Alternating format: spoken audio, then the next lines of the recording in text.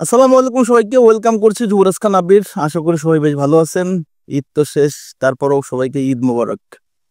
Brazil watch Carlo Ancelotti তার সামনের match প্যারাগুয়ের সাথে, এবং সেটার জন্য গতকালকে প্র্যাকটিসে তার একটা মানে প্র্যাকটিসে একটা 11 নিয়ে প্র্যাকটিস করাইছে, এবং সেই 11টা কেমন ছিল প্রবাবলি সেটাই কিন্তু প্যারাগুয়ের সাথেই মাঠে নামবে বলে আমরা আসলে মনে করি। মার্কা গ্লোবো সেটাই বলতেছে। এখন প্র্যাকটিসে আসলে ব্রাজিলের একাদশটা কেমন ছিল এবং এই একাদশে কি কি জায়গায় পরিবর্তন আনা যেত, কোন কোন প্লেয়ারকে আসলে একটু চেঞ্জ হলে ভালো হতো বলে আমি মনে করতেছি, সেটা আপনাদের সাথে এক্সপ্লেন করব। তবে অবশ্যই বচ কার্লো আনচেলত্তির চয়েসের কাছে আমার আপনার চয়েস সম্পূর্ণ বৃথা। তারপরেও জাস্ট আমাদের মতামত একটু জানা নিচ্ছি। গোলকিপার হিসেবে এখানে অ্যালিসন বেকার, তার জায়গায় অন্য কেউ এই মুহূর্তে পর্যন্ত পেনাল্টি ছাড়া কেউকে আমি আসলে চিন্তাই করতে পারি না। এবং ডিফেন্স লাইন আপটা যদি দেখি, লেফট ব্যাকে থাকবে হচ্ছে আপনার আলেক্সান্দ্রো, রাইট ব্যাকে ভ্যান্ডারসন, এবং সেন্টার দুজন হচ্ছে মার্কিনিওস এবং আলেক্সান্দ্রো রিবেইরো। এইখানটাতে মোটামুটি ঠিকই আছে, আলহামদুলিল্লাহ ভালো পারফেক্ট। তো ভ্যান্ডারসনের জায়গায় ওয়েজলিকে একটু সুযোগ দেওয়া যেতে পারতো। তারপরেও কার্লো আনচেলত্তি কেন চেঞ্জ করেন না একটু ভেঙে বলি, সেটা হচ্ছে একটা কম্বিনেশন, ডিফেন্সের কম্বিনেশনটা সে চেঞ্জ করতে চায় না, যার কারণে সে এখানে ভ্যান্ডারসনকে রাখছে, ওয়েজলিকে রাখে নাই। মিডফিল্ড যদি দেখি সেখানে ক্যাসেমিরো, ব্রুনো গুইমারেজ, গার্সন। তো এইখানটাতে আসলে ব্রুনো গুইমারেজ, গার্সন এবং ক্যাসেমিরোকে রাখছে।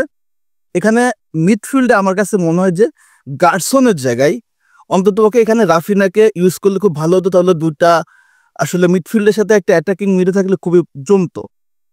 আমরা দেখছি যে আক্রমণ ভাগে ভিনিসিয়াস জুনিয়র, তারপর হচ্ছে রাইট উইংয়ে এখানে এস্তেবাউকের জায়গায় রাফিনাকে রাখছে, এবং নাম্বার 9-এ কুনহাকে রাখছে হচ্ছে আপনার রিসার্লিসনের জায়গায়।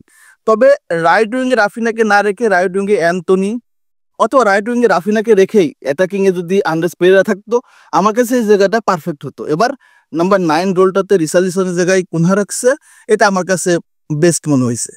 সো কার্লো আনচেলত্তি যে একাদশটা আলটিমেটলি প্র্যাকটিস করাচ্ছে, এবং এই একাদশের ভিতরে একটা কম্বিনেশন সে রেডি করতে যাচ্ছে ডিফেন্স এবং মিডফিল্ডে, কে বারবার আসলে একাদশ ভাঙতে চাচ্ছে না। দুই একটা পরিবর্তন অবশ্যই দলের প্রয়োজন আছে, তো বেশি প্রয়োজন চেঞ্জ হইলে তখন কিন্তু টিমের কম্বিনেশন থাকে না। যেমন তার দরিফাল করছে, বারবার চেঞ্জ করছে। যখন আপনার প্রসেস ঠিক থাকবে, যখন আপনি পারফেক্ট প্ল্যানে আগাবেন, তখন যদি রেজাল্ট আপনার পক্ষে নাও আসে, একটা সময় রেজাল্ট আসতে বাধ্য।